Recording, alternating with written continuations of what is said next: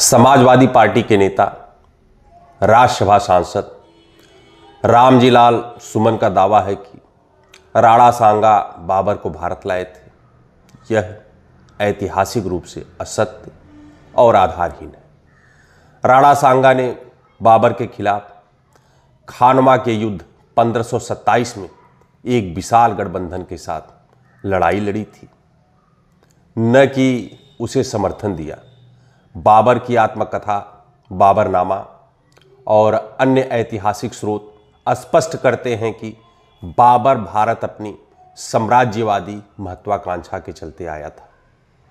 सुमन का यह बयान तथ्यों को तोड़ मरोड़ कर प्रस्तुत करने का प्रयास है, जो एक जिम्मेदार जनप्रतिनिधि के लिए बिल्कुल भी शोभनीय नहीं है।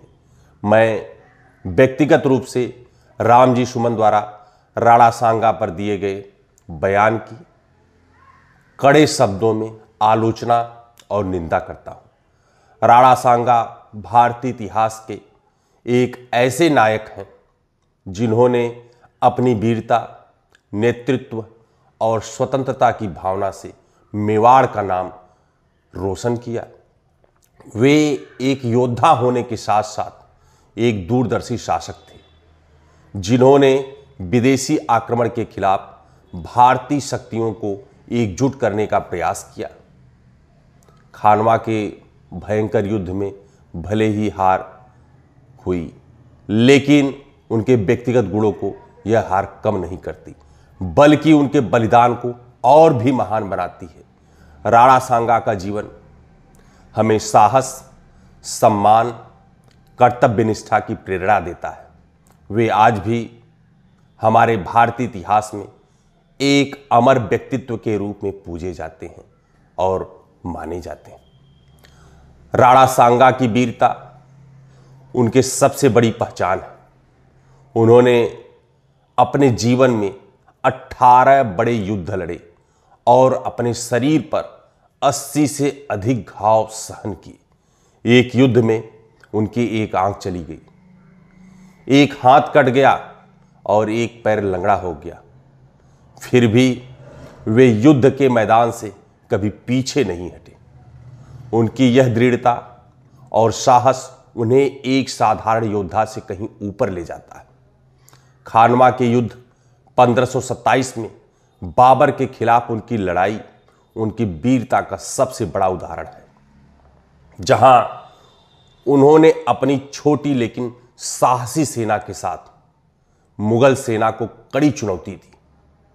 राणा सांगा हमारे भारतीय इतिहास में स्वतंत्रता और वीरता के प्रतीक हैं।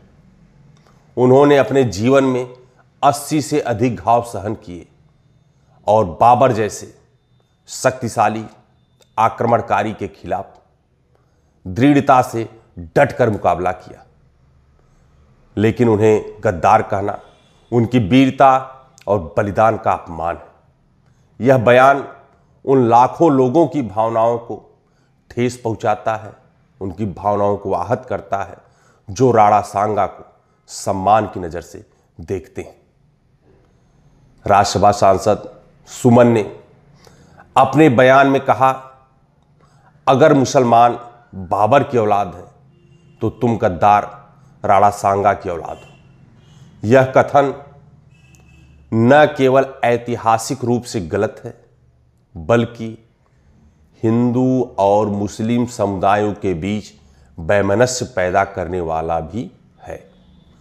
ऐसे संवेदनशील बयान सामाजिक एकता को कमजोर करते हैं और धार्मिक आधार पर समाज को बांटने का प्रयास करते हैं।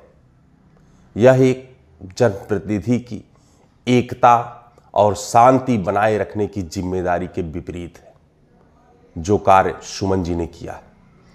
संसद जैसे सम्मानित मंच पर ऐतिहासिक व्यक्तित्वों पर अपमानजनक और आधारहीन टिप्पणी करना हमारी संसदीय गरिमा को ठेस पहुंचाता है।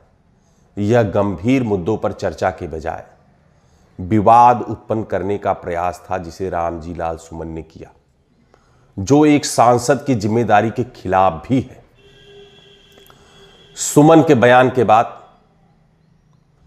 देश भर में आक्रोश फैल गया। राजपूत संगठनों जैसे करड़ी सेना और अखिल भारतीय क्षत्रिय महासभा ने विरोध प्रदर्शन किए।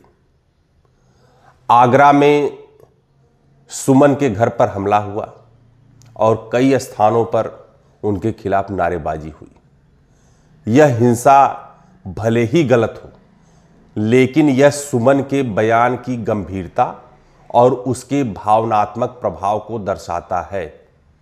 उनकी टिप्पणी ने समाज में अशांति को जन्म दिया, जिसके लिए रामजी सुमन जिम्मेदार हैं। रामजी लाल सुमन का राणा सांगा पर दिया गया बयान इसलिए भी निंदनीय है क्योंकि यह ऐतिहासिक सच्चाई को नकारता है, एक राष्ट्रीय नायक का अपमान करता है, सामाजिक सौहार्द को नुकसान पहुंचाता है और संसदीय मर्यादा को कमजोर करता है। उनकी सफाई की उनका इरादा किसी को ठेस पहुंचाना नहीं था, यह बिल्कुल अपर्याप्त है क्योंकि बयान का प्रभाव पहले ही समाज में गहरे घाव छोड़ चुका है।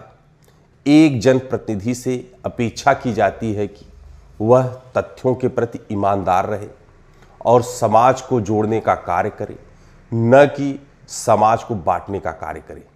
सुमन के इस कृत्य की कड़ी निंदा की जानी चाहिए और उन्हें सुमन जी को अपनी गलती स्वीकार कर माफी मांगनी चाहिए ताकि ऐतिहासिक नायकों के सम्मान और सामाजिक एकता को बहाल किया जा सके।